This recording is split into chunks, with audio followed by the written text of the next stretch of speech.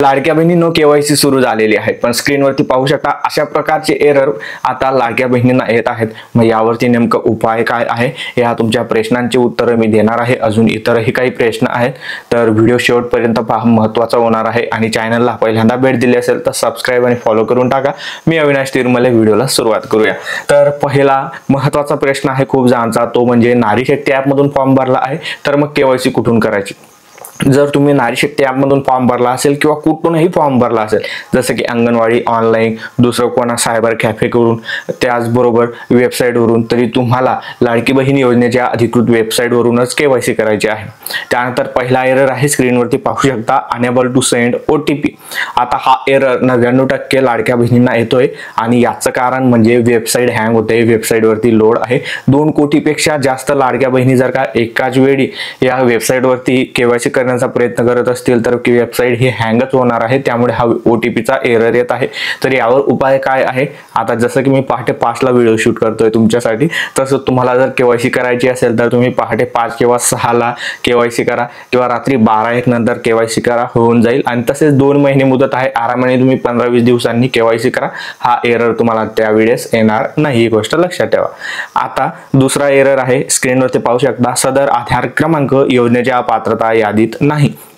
याचा अर्थ काय आहे की तुम्हाला यापुढे लाडकी बहीण योजनेचा लाभ भेटणार नाही किंवा तुम्ही लाडकी बहीण योजनेसाठी आता पात्र नाही आहेत, पात्रता यादीमध्ये तुमचा आधार नंबर नाहीये, हे स्पष्ट आहे। त्यामुळे तुम्हाला काहीच करण्याची गरज नाही, तुमचं आता काहीच होऊ शकत नाही लाडकी बहीण योजनेबद्दल। आता तिसरा प्रश्न आहे, स्क्रीनवरती पाहू शकता, ई-केवायसी प्रक्रिया पूर्ण करण्यासाठी तुमच्या वडिलांची किंवा पतीची माहिती द्या। आता दुसऱ्या स्टेपमध्ये आपल्याला वडिलांचा किंवा पतीचा आधार नंबर टाकायला विचारलं जातं। आता हा एरर कोणाला येतोय, ज्यांचे वडील पण नाहीत, पती पण नाहीत आणि त्या दुसऱ्या स्टेपमध्ये डायरेक्ट ही माहिती न भरता पुढे जाण्याचा प्रयत्न करतायत, तेव्हा हा एरर येतोय।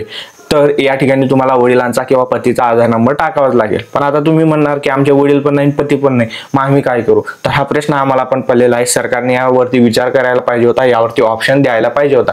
जर का तुमचे वडील पण नाहीत, पती पण नाहीत, तर केवायसी करण्यासाठी येथे थांबायचं आहे, 2 महिने मुदत आहे। आणि याबद्दल आम्ही माध्यमांना सांगतच आहोत की अशा प्रकारचा एरर येत आहे किंवा अशा प्रकारची चूक आहे, तर यावर एक ऑप्शन द्या, तर पुढे जाऊन काहीतरी होईलच आणि यावरती एक पर्याय निघून येईल। तोपर्यंत ज्यांचे वडील आणि पती नाहीत त्यांनी केवायसी करू नका, ही गोष्ट लक्षात ठेवा।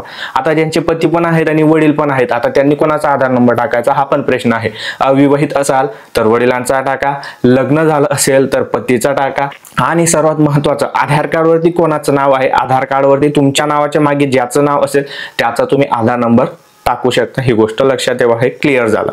त्यानंतर चौथा error, relative Aadhaar number can not be same as applicant Aadhaar number. आता हा एरर कोणाला येतोय, जो पहिल्या स्टेपमध्ये पण स्वतःचा नंबर टाकतोय, आधार नंबर टाकतोय, आणि दुसऱ्या स्टेपमध्ये ज्या ठिकाणी वडिलांचा आणि पतीचा आधार नंबर टाकायला विचारलं जात आहे त्या ठिकाणी पण स्वतःचा आधार नंबर टाकताय तुम्ही, त्यामुळे हा एरर येत आहे। तर त्या ठिकाणी तुम्हाला वडिलांचा किंवा पतीचा आधार नंबर टाकायचा आहे। आणि जर का आहे वडील आणि पती नसतील तर त्यावर ऑप्शन नाहीये, तुम्हाला थांबायचं आहे, हे पण मी तुम्हाला वरती आधीच सांगितलं। त्यानंतर महत्त्वाचा प्रश्न तिसऱ्या टप्प्यामध्ये येतो केवायसी करत असताना, तर सरकारी नोकरी व निवृत्ती पेन्शन घेत आहे, या ठिकाणी होय करायचं की नाही करायचं, हा महत्त्वाचा प्रश्न आहे। यावरती एक डिटेल व्हिडिओ आधीच आपण टाकलेला आहे। माझ्या मते या प्रश्नाचं उत्तर होय आहे, आणि हा प्रश्न चुकीचा विचारला गेलेला आहे, खूप कन्फ्युजन होत आहे, नेमकं होय करायचं की नाही करायचं, कोणी होय केलेलं आहे, कोणी नाही केलेलं आहे। आता मी सांगतोय की होय करायचं, आणि याचा डिटेल व्हिडिओ तर मी टाकलेलाच आहे। आणि सर्वात महत्त्वाचं, जर का तुमची अजून केवायसी बाकी असेल तर तुम्ही होय करा, आणि ज्यांची केवायसी झाली असेल, ज्यांच्याकडून नाही केलं गेलं असेल तरी टेन्शन घेण्याचं काम नाही, कारण हा जो पर्याय आहे हा चेक केला जातोय कशा पद्धतीने, वडिलांचा किंवा पतीचा आधार नंबर द्या, म्हणजे त्यांची माहिती घेतली जात आहे, कारण कमवते व्यक्ती तेच असतील घरामध्ये, त्यांची माहिती, त्यांचा आधार व्हेरिफिकेशन होत आहे, त्यावरून कळेल की तुमच्या कुटुंबात कोणी व्यक्ती हा सरकारी कर्मचारी आहे की नाही। त्यामुळे तुमच्याकडून होय झालं असेल, नाही झालं असेल, काही फरक पडत नाही, पण केवायसी बाकी असेल तर तुम्ही होय करा। त्यानंतर दुसरा प्रश्न आहे, माझ्या कुटुंबातील केवळ एक विवाहित व एक अविवाहित महिला लाभ घेत आहे, या ठिकाणी होय करायचं की नाही करायचं. तुमच्या कुटुंबातून फक्त एक महिला लाभ घेत असेल तर होय करायचं. तुमच्या कुटुंबातून एक अविवाहित आणि एक विवाहित महिला लाभ घेत असेल तरी होय करायचं.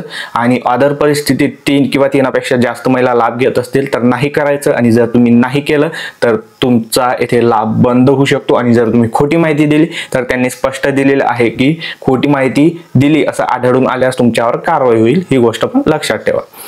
आता काही लाडक्या बहिणी विचारत आहेत की जून, जुलै, ऑगस्ट महिन्याचे पैसे आमचे आलेले नाहीत, आम्ही लाडकी बहीण योजनेसाठी पात्र आहेत, तर KYC केल्यानंतर हे पैसे येतील का? तर हो, नक्कीच येतील. महिला व बालविकास मंत्री अदिती तटकरे यांनी याबद्दलही सांगितलेलं आहे. आणि त्याच कारणांमुळे हे KYC होत आहे.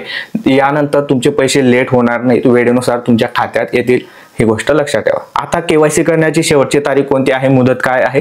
तर शासनाने दिलेल्या माहितीनुसार शासन निर्णय ज्या दिवशी जाहीर झाला त्या तारखेपासून पुढचे 2 महिने म्हणजे 18 सप्टेंबर पासून शासन निर्णय जाहीर झाला तर पुढचे 2 महिने म्हणजे 18 नोव्हेंबर पर्यंत तुम्ही KYC करू शकता. 2 महिने मुदत आहे, आरामाने KYC करा. आता लाडकी बहीण योजना जर का बंद करायची असेल तर म्हणजे काही जण असे आहेत की त्यांच्याकडून चुकून फॉर्म भरला गेलेला आहे, आता कारवाईला घाबरून त्यांना असं वाटतंय की आम्हाला ही योजना बंद करायची आहे. तर जे आता KYC करणार नाही तर त्यांना योजनेचा लाभ भेटणार नाही. त्यामुळे तुम्हाला जर का ही योजना सरेंडर करायची असेल तर काहीच करू नका, KYC करू नका, तुमचा लाभ ऑटोमॅटिक बंद होऊन जाईल. ही गोष्ट लक्षात ठेवा. मला असं वाटतं की आता तुमच्या सर्व प्रश्नांची उत्तरं मी दिलेली आहेत. तसेच अजून कमेंट्समध्ये काही युनिक प्रश्न असतील जे रिपीटेड होत आहेत तर ते मी पुढच्या व्हिडिओमध्ये कव्हर करणार आहे. व्हिडिओ आवडला असेल तर लाईक, शेअर, सबस्क्राईब नक्की करा. मी पुन्हा भेटू अशाच एका नवीन व्हिडिओमध्ये. तोपर्यंत जय महाराष्ट्र, जय खानदेश.